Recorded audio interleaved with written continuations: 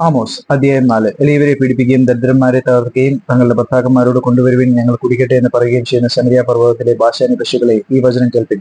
ഞാൻ നിങ്ങളെ കൊളുത്തുകൊണ്ടും നിങ്ങളുടെ സന്തതിയെ ചൂണ്ടൽ കൊണ്ടും പിടിച്ചു കൊണ്ടുപോകുന്ന കാലം നിങ്ങൾക്ക് വരുമെന്ന് യഹോവയായ കർത്താവ് തന്റെ വിശുദ്ധിയെ ചൊല്ലി സത്യം ചെയ്തിരിക്കുന്നു. അപ്പോൾ നിങ്ങൾ ഓരോരുത്തർ നേരെ മുമ്പോട്ട് മതിൽ പിളർപ്പുകൾ കൂടി പുറത്തു ചെല്ലുകയും വിമോനെ എറിഞ്ഞു കളയുകയും ചെയ്യുമെന്ന് യഹോവയുടെ അരുളപ്പാട്. ബേഥേലിൽ ചെന്ന് അതിക്രമം ചെയ്തു, ഗിൽഗാലിൽ ചെന്ന് അതിക്രമം വർദ്ധിപ്പിച്ച് രാവിലെ തോറും നിങ്ങളുടെ ഹന്യാങ്ങളെയും മൂന്നാം നാൾ തോറും നിങ്ങളുടെ ദശാംശങ്ങളെയും കൊണ്ടുവരുവിൻ. പുളിച്ച മാവ് കൊണ്ടുള്ള സ്തോത്രയാഗം അർപ്പിപ്പിൻ. സ്വമേധാർപ്പിതങ്ങളെ ഘോഷിച്ച് പുസ്തകമാക്കുവിൻ. അങ്ങനെയല്ലോ ഇസ്രായേൽ മക്കളെ നിങ്ങൾക്ക് ഇഷ്ടമായിരിക്കുന്നതെന്ന് യഹോവയായ കർത്താവിന്റെ അരുളപ്പാട്. നിങ്ങളുടെ എല്ലാ പട്ടണങ്ങളിലും ഞാൻ നിങ്ങൾക്ക് പല്ലിന്റെ വെടിപ്പും എല്ലായിടങ്ങളിലും അപ്പത്തിന്റെ കുറവും വരുത്തിയിട്ടും നിങ്ങൾ എങ്കിലേക്ക് തിരിഞ്ഞില്ല എന്ന് യഹോവയുടെ അരുളപ്പാട്. കൊയ്ത്തിന് ഇനി 3 മാസമുള്ളപ്പോൾ ഞാൻ നിങ്ങൾക്ക് മഴ മുടക്കി കളഞ്ഞു. ഞാൻ ഒരു പട്ടണത്തിൽ മഴ പെയ്യുകയും മറ്റേ പട്ടണത്തിൽ മഴ പെയ്യിക്കാതിരിക്കുകയും ചെയ്തു. ഒരു ഖണ്ഡത്തിൽ മഴ പെയ്തു, മഴ പെയ്യാതെ മറ്റേ ഖണ്ഡം വരണ്ടുപോയി.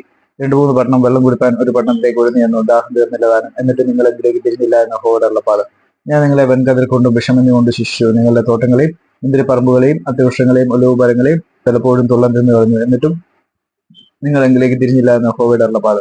മിസ്രയീമിൽ എന്ന പോലെ ഞാൻ മഹാമാരി നിങ്ങളുടെ ഇടയിൽ അയച്ചു. നിങ്ങളെ യവനക്കാരെ വാൾകൊണ്ടു കൊന്നു, നിങ്ങളുടെ കുതിരകളെ പിടിച്ചുകൊണ്ടുപോയി. നിങ്ങളുടെ പാളയങ്ങളുടെ നാറ്റം ഞാൻ നിങ്ങളുടെ മൂക്കിൽ കയറുമാറാക്കി. എന്നിട്ട് നിങ്ങൾ എങ്കിലേക്ക് തിരിഞ്ഞില്ല എന്ന് യഹോവയുടെ അരുളപ്പാട്. ദൈവം സൊദോമിനെയും ഗോമോരയെയും ഉന്മൂലനാശം ചെയ്തപ്പോൾ ഞാൻ നിങ്ങളുടെ ഇടയിൽ ഒരു ഉന്മൂലനാശം വരുത്തി. നിങ്ങൾ കത്തുന്ന തീയിൽ നിന്ന് വലിച്ചെടുക്കപ്പെട്ട ഒരു കൊള്ളി പോലെയായിരുന്നു. എന്നിട്ടും നിങ്ങൾ എങ്കിലേക്ക് തിരിഞ്ഞില്ല എന്ന് യഹോവയുടെ അരുളപ്പാട്. അതുകൊണ്ട് ഇസ്രായേലേ, ഞാൻ ഇങ്ങനെ നിന്നോട് ചെയ്യും. ഇസ്രായേലേ, ഞാൻ ഇത് നിന്നോട് ചെയ്യുവാൻ പോകുന്നതുകൊണ്ട് നിന്റെ ദൈവത്തെ എതിരേൽപ്പാൻ ഒരുങ്ങിക്കൊള്ളുക.